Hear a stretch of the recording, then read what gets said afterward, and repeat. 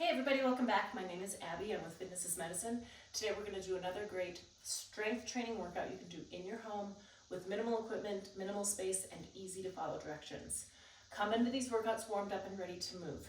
So we don't waste time with this video, standing and watching me do cardio.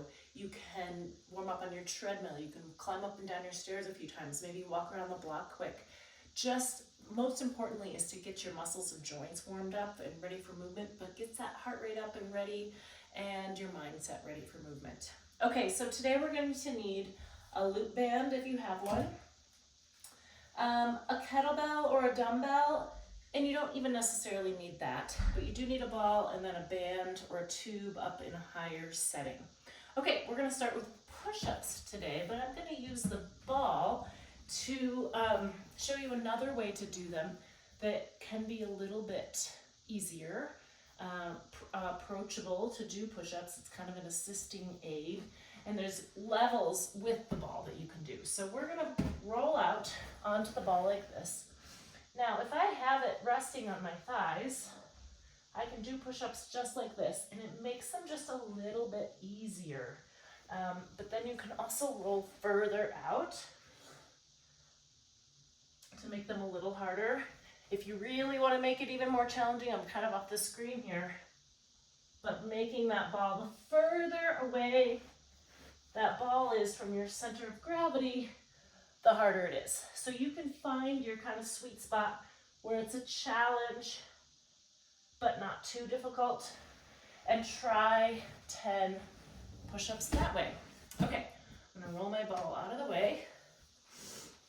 And next we're going to do side lunges. Now, if you're not accustomed to doing these, I would like to, the best place I always say is at your kitchen counter or your kitchen sink so that you can lean back, kind of hold on so that you can sit back.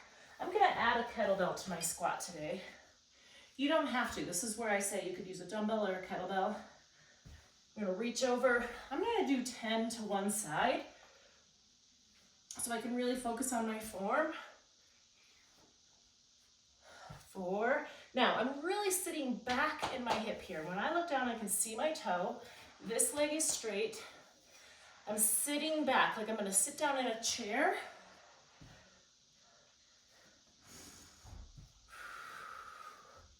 I'm keeping my back tall. I'm hinging at the hips, but my back is staying straight. Now, like I said, you can hang on to something so you can really sit back. That was 10. I'm going to switch sides. Really focus on sitting back, knee over your heel, over your ankle, weight in your heel.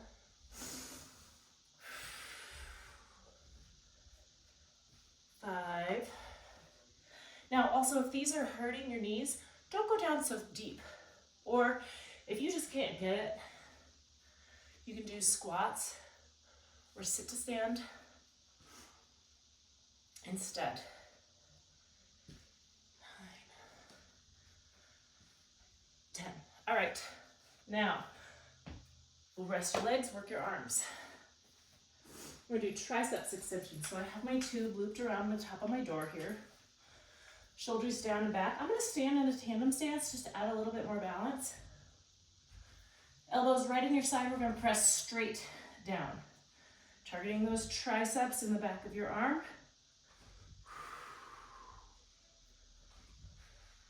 Now keep your shoulders down. Keep those elbows glued. Just hinging at the elbow. And 10. Good. Okay, next we're going to do monster walks. So I've got my band here.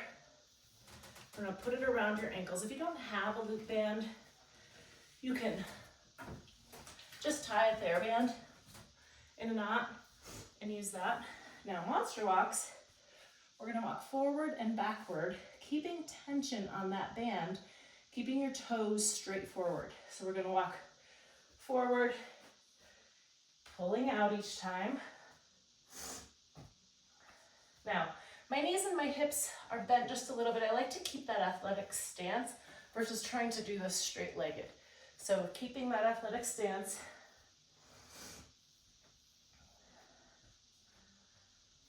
I'm going to go back and forth a couple times. This is really working the sides, your lateral movements, your glutes, especially when you walk backwards. And rest, good. Make sure you have all of your equipment picked up in your workout area so that you don't trip over anything when you're going backwards.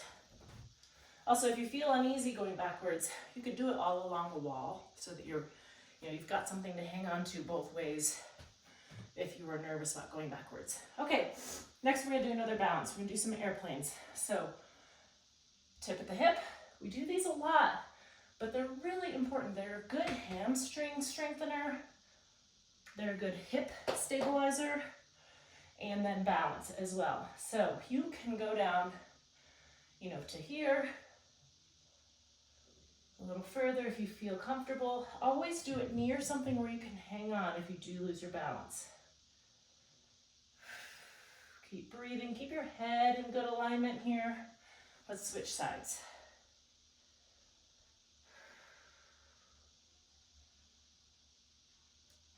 Think about using your whole foot. So all of your toes are spread and equal. Your whole foot is keeping you balanced. And also with any balance, and really most of the exercises, I really want you to think about keeping your core nice and tight. Okay, now we're going to lower to the floor for the last one. We're going to do TA squeezes, which your transverse abdominis is this low muscle here. And I like to circle back to this basic but important exercise. So all you're going to do is think about flattening your back to the floor. It's just a little bit of a reverse pelvic tilt. But I don't want you to think so much that you have to lift. We're really just flattening your back to the floor. And this is the basis of a lot of exercises that we do. But keeping those muscles strong and really focusing on that deep core muscle is really good for your back. Keeping your core strong is important for so many exercises, so many things we do throughout our life. It's good for your balance, fall prevention. It's good for decreasing back pain. It's good for whatever activity you like to do. Keeping your core strong is good for golf, tennis, walking, any sport really. It's the foundation is keeping that core strong. It really connects your top and bottom.